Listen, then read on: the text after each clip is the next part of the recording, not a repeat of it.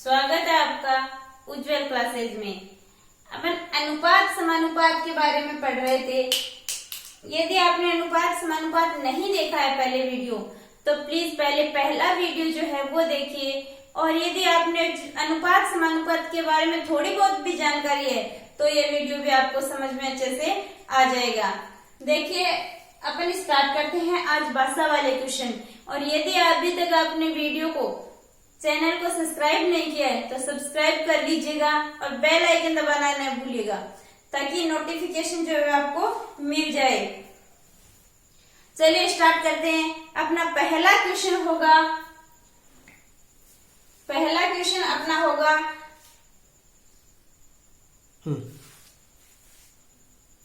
जैसे अपना पहला क्वेश्चन है कि 1400 रुपए को ए, बी और सी के बीच 2:7:5 के अनुपात में बांटा गया है, तो बी का हिस्सा क्या होगा? यानी हमें बी का हिस्सा निकालना है। तो लिख लेते हैं कौन कौन है। ए है, बी है और सी है। और किस अनुपात में बांटा गया है? तो 2 है, इसका हिस्सा 2 है, इसका 7 है और इसका 5 है। ये क्या है? हिस्सा। और हमें ऊपर क्या दे रखा है कि 1400 रुपए, यानी टोटल कितना है? 1400। तो ए प्लस बी और सी तीनों के पास कितने रुपए हैं? 1400 रुपए हैं। 1400 रुपए हैं और इस अनुपात में हमें बांटना है। फिर बी का हिस्सा निकालना है कि बी का हिस्सा कितना होगा। तो देखिए टोटल अनुपात हमारा कितना है? 2 और 7 9 और 5 14, यानी टोटल जो अनुपात कितना है? 14। लेकिन हमें टोटल कितना दिया हुआ है? 1400।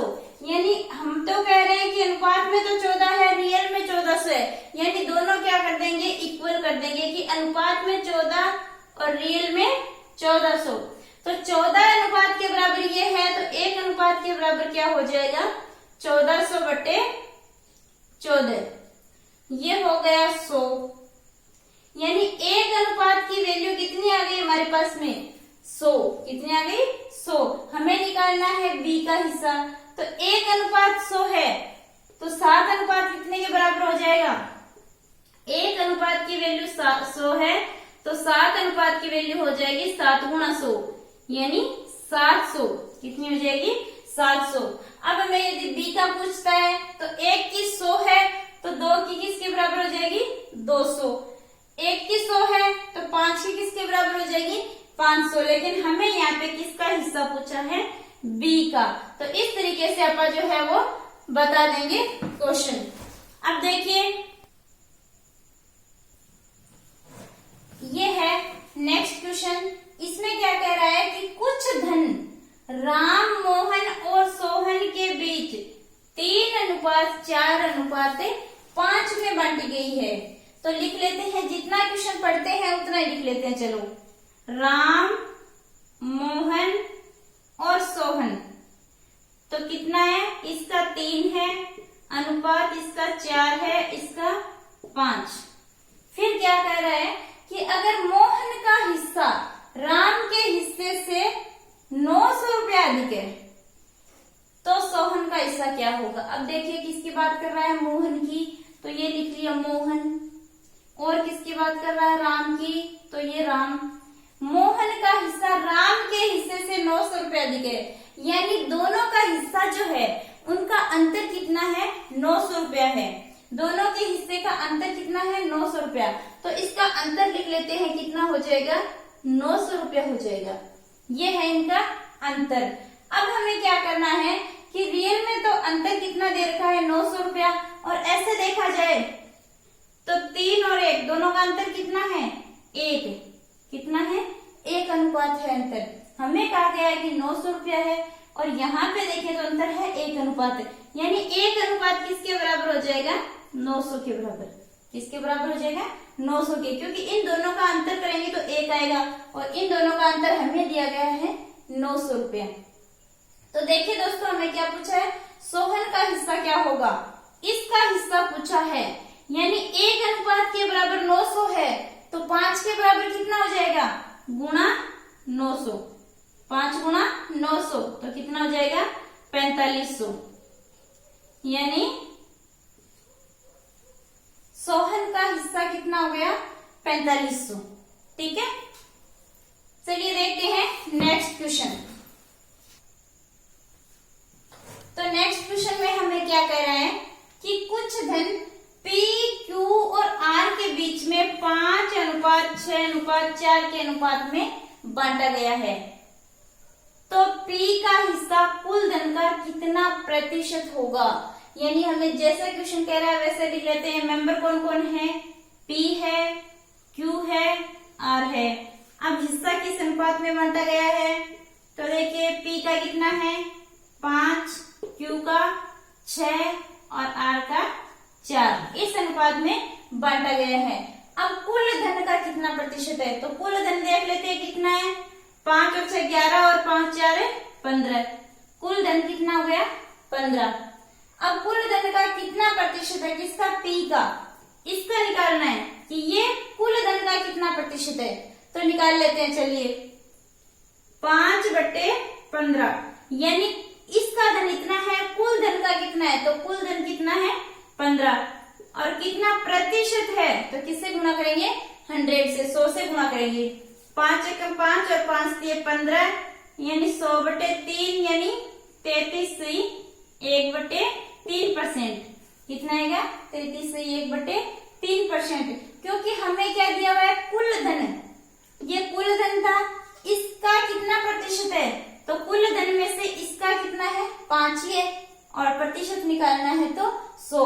और यदि हमें ऐसे पूछता कि हिस्सा कितना है, कुल धन का प्रतिशत नहीं पूछता, तो अपन सीधा ही लिखते 5/15। और यदि हमें धन पूछ लेता तो हम बोलते कि डाटा इनसफिशिएंट है, यानी आंकड़े अपर्याप्त है। चलिए चलते हैं नेक्स्ट क्वेश्चन की ओर। तो नेक्स्ट क्वेश्चन हमें क्या बोल रहा है कि कुछ धन A, B और C के बीच 2:5:7 में बांटा गया है। यदि C का हिस्सा, चलो पहले इतने क्वेश्चन को लिख लेते हैं। A है, B है और C है, और हिस्सा किस अनुपात में बांटा गया है वो भी लिख लेते हैं। जितना क्वेश्चन कह रहा है उतना ही काम करेंगे अपन। तो चलो 2 है इसका अनुपात, इसका अनुपात 5 है और इसका 7 है। आगे कह रहा है यदि C का हिस्सा कुल धन का 50% है, C का हिस्सा कुल धन का, तो कुल धन कितना है 14, 7 और 7 है 14, कुल धन कितना हो गया 14, इसका 50% है। ये तो कहने की जरूरत ही नहीं थी, ये ऑलरेडी दिख रहा है कि ये 7 है, ये 7 है, यानी क्या कितना है 50% है, लेकिन लिख दिया अगले ने। अब देखिए क्या कह रहा है कि A का हिस्सा क्या होगा। अब यदि हमें इस प्रकार से पूछता कि A का हिस्सा कितने प्रतिशत होगा, तब हम कैसे निकालते कि टोटल 14 है, 14 में से इसका कितना है 2, और प्रतिशत में पूछे तो ये हो जाता। लेकिन हमें क्या पूछा गया है कि हिस्सा क्या होगा, यानी कितने रुपए होगा। तो रुपए में ऑलरेडी दिए हुए नहीं है पहले से, तो अपन नहीं पता कर सकते कि कितने रुपए होगा। अब ये तो कह दिया 50% है, 14 इसका अनुपात है, लेकिन टोटल धन कितना है रियल में हमें नहीं पता। तो इस क्वेश्चन का आंसर क्या हो जाएगा कि डाटा इनसफिशिएंट है, आंकड़े अपर्याप्त है, जानकारी अधूरी है। अब चलिए चलते हैं नेक्स्ट क्वेश्चन की ओर।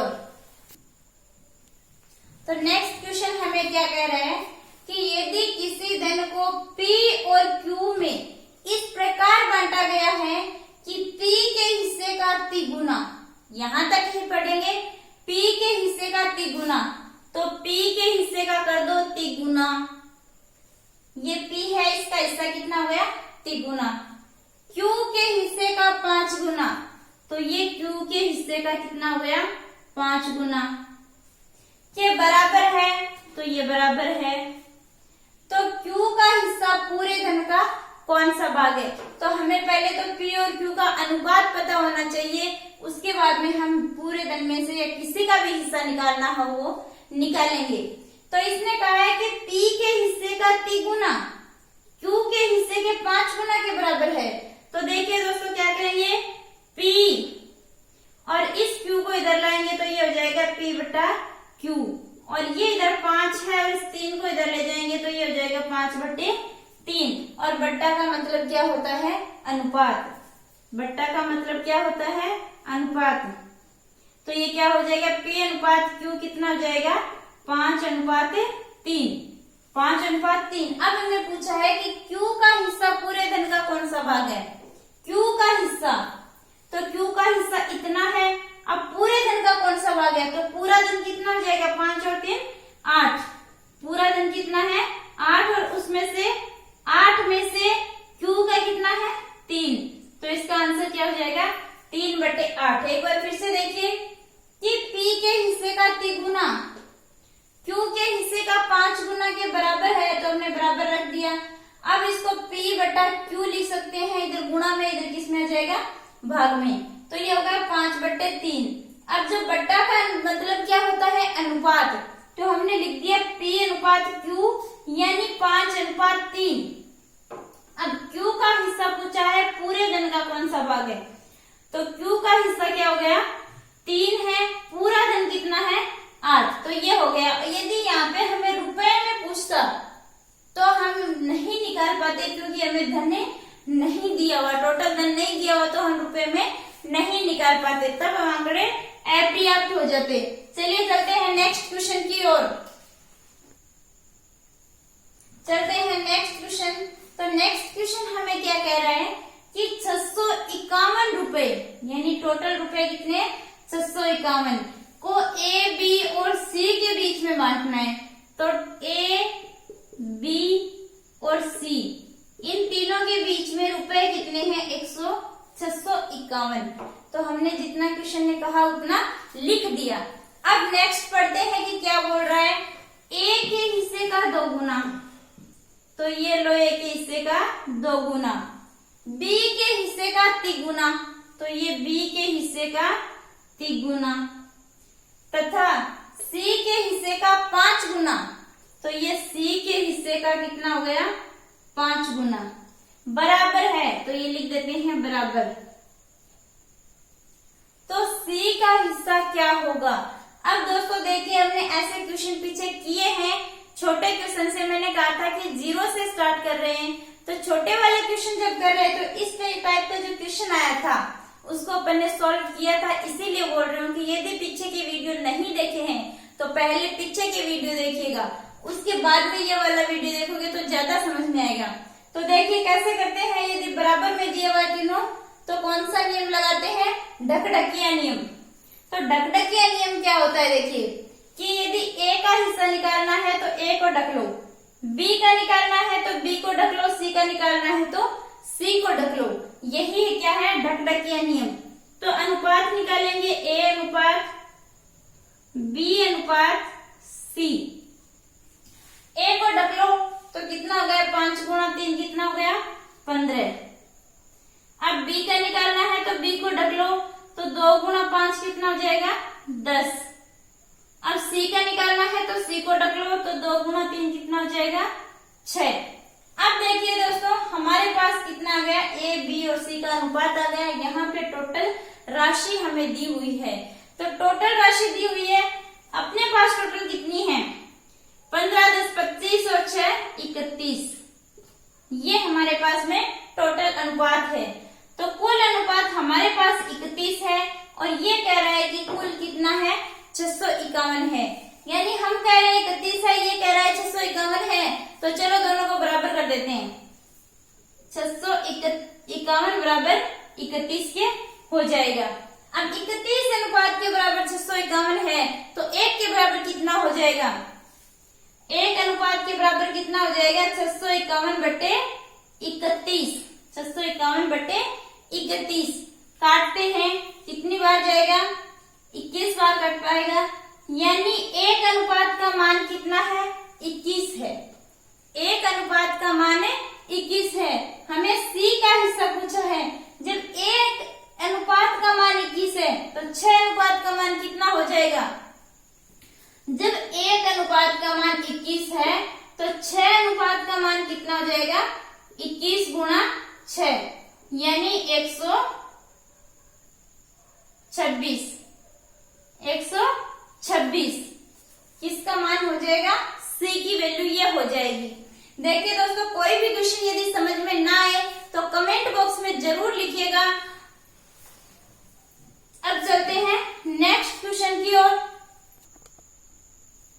तो नेक्स्ट क्वेश्चन हमें क्या कह रहा है कि 581 रुपए को 581 रुपए को A, B और C के बीच 1/4, 1/5 और 1/7 के अनुपात में बांटा गया है। तो ले लेते हैं ये A, ये B और ये C। और हिस्सा कितना है इनका? तो इनका हिस्सा दिया हुआ है 1/4, 1/5 और 1/7। इस अनुपात में बांटा गया है। C तथा B के हिस्से का अंतर हमें निकालना है।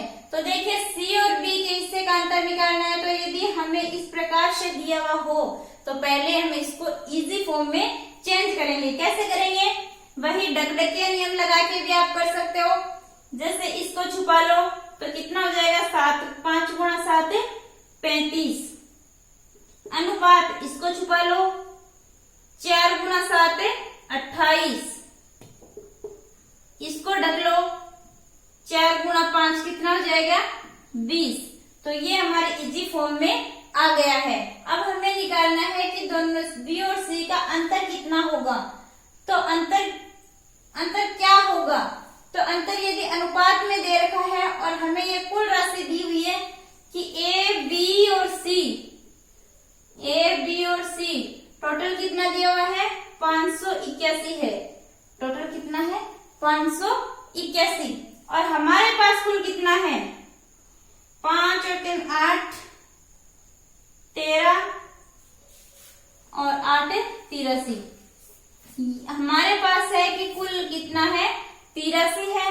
और ये कहता है कि कुल 581 है। तो देखते हैं, दोनों हम कह रहे हैं 83 है, ये कह रहे हैं 581 है। यानी दोनों को अपन क्या कर देंगे? इक्वल कर देंगे, बराबर कर देंगे। तो 83 बराबर हो जाएगा 581। अब 83 अनुपात के बराबर 581 है तो 1 अनुपात के बराबर कितना हो जाएगा? 1 अनुपात के बराबर हो जाएगा 581/83। और यदि काटेंगे तो कितनी बार जाएगा? 7 8 56 और 7 21 7 बार। तो यानी 1 अनुपात का मान हमारे पास कितना आ गया? 7। अब हमें निकालना क्या है? B और C के हिस्से का अंतर। तो B और C के हिस्से में अंतर कितना है? 8 का। कितना अंतर है? 8 का। यानी 8 अनुपात का इसके बीच में अंतर है। हमें पता है कि 1 अनुपात की वैल्यू कितनी है? 7 है। 1 अनुपात की 7 है तो 8 अनुपात की कितनी हो जाएगी? 8 × 7 यानी 56। तो कितनी आ गई है? B और C के हिस्से का अंतर ये आ गया है। इसको अपन ने ढकढकिया नियम से किया है। और यदि हम करना चाहते एलसीएम लेके तो वैसे भी इसको इजी फॉर्म में चेंज कर सकते थे। जैसे 4, 5 और 7, यदि तीनों का एलसीएम लेंगे तो कितना आएगा? 140। अब 140 को 4 से डिवाइड करोगे 35, 5 से करोगे 28 और 7 से करोगे तो 20 आएगा। यानी चाहे आप ढकढकिया नियम लगा लो या फिर एलसीएम लेके भी कर सकते हो। थैंक यू दोस्तों। वीडियो यदि पसंद आया है तो शेयर कीजिएगा, लाइक कीजिएगा, सब्सक्राइब कीजिएगा और बेल आइकन दबाना ना भूलिएगा, क्योंकि जो भी वीडियो नया अपलोड होता है उसका नोटिफिकेशन आपके पास पहुंच जाए। और कमेंट करके जरूर बताइएगा कि आपको वीडियो कैसा लगा, क्वेश्चन समझ में आया या नहीं आए। थैंक यू दोस्तों।